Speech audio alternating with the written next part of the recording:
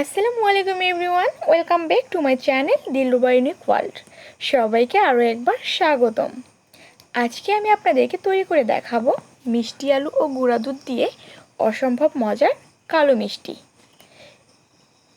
মিষ্টি আলু দিয়ে যে এতটা মজার মিষ্টি তৈরি করা যায় বিশ্বাসই করতে পারবেন না। মিষ্টিগুলো দেখেই বুঝতে পারছেন যে কতটা সফট আর লোভনীয় হয়েছে। আপনারা যখন বাসায় ট্রাই করবেন তখন নিজেরাই বুঝতে পারবেন আসলে মিষ্টিগুলো খেতে কতটা মজার হয়ে থাকে। আশা করছি আমার রেসিপিটা ভালো লাগবে। তো চলুন দেখে নেওয়া যাক কীভাবে তৈরি করতে হয় এই মজাদার মিষ্টি আলু দিয়ে কালোজাম মিষ্টি। প্রথমে এখানে নিয়েছি আমরা মিষ্টি আলু। এই মিষ্টি আলুটাকে প্রথমে ধুয়ে পরিষ্কার করে সিদ্ধ করে নিতে হবে। তো এখানে আমি মিষ্টি আলুগুলোকে সিদ্ধ করে নিয়েছি এবং এগুলোর খোসা ছাড়িয়ে নিচ্ছি। এক এক করে দেখেন আমার সবগুলো মিষ্টি আলুর খোসা এভাবে করে ছাড়িয়ে নিয়েছি। এবার এই মিষ্টি আলুগুলোকে আমি একটি কাঁটা চামচ দিয়ে ম্যাশ করে নিব। তো এভাবে করে প্রতিটা মিষ্টি আলুকে আমি ম্যাশ করে নিচ্ছি। আপনারা চাইলে এখানে হাতও ব্যবহার করতে পারেন। এখন আমি এটাকে ভালো করে মথে নিব হাত দিয়ে। দেখেন আমি মথে নেওয়ার পর ভিতরে কোনো লাঞ্চ নেই। এখন এখানে শুকনো উপকরণগুলো মিশাবো। এর জন্য নিয়েছি পরিমাণ মতো গুঁড়ো দুধ এবং ময়দা। এই দুটোকে মিক্স করে মিশিয়ে নিচ্ছি। এখন এখানে দিতে হবে পরিমাণ মতো বেকিং পাউডার। তো আমি অল্প একটু বেকিং পাউডার দিয়েছি, তবে এখানে বেশি পরিমাণে বেকিং পাউডার দেওয়া যাবে না, দিলে মিষ্টিগুলো কিন্তু ফেটে যাবে।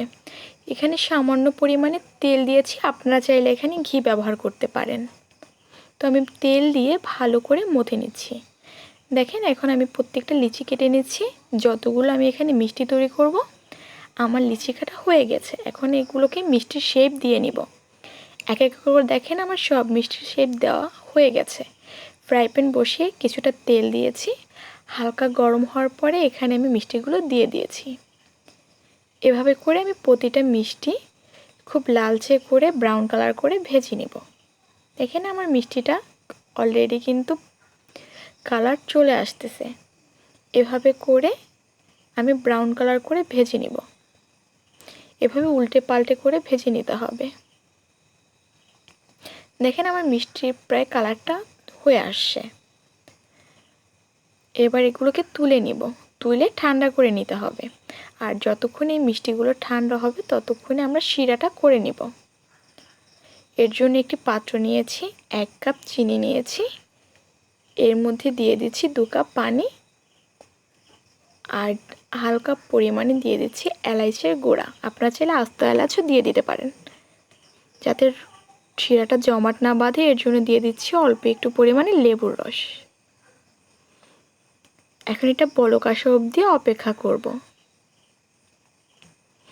যখন এটা বলক চলে আসে এখন আমরা যে মিষ্টিগুলো ভেজে রেখেছি ঠান্ডা মিষ্টিগুলোকে দিয়ে দিলাম। এভাবে একটু নেড়ে চেড়ে রেখে দিব 5 থেকে 7 মিনিটের জন্য ঢাকনা দিয়ে ঢেকে। তো এখন মিষ্টিটাকে ঢাকনা দিয়ে ঢেকে রেখে দিচ্ছি। 5 থেকে 7 মিনিট পর চলে এলাম। এবার চুলাটাকে অফ করে দিয়ে আমি আপনাদেরকে দেখাচ্ছি আমার মিষ্টিগুলো কতটা পারফেক্ট হয়েছে। তুলে নিয়েছি। এবার এগুলোকে ডেকোরেশন করব।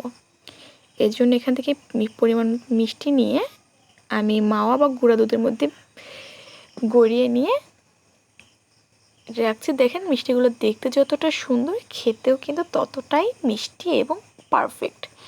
তো আশা করছি আমার ভিডিওটি ভালো লেগেছে। ভালো লেগে থাকলে আমার জন্য সবাই দোয়া করবেন এবং আমার মিষ্টিটা বাসায় একবার হলে তৈরি করে দেখবেন। আল্লাহ হাফেজ।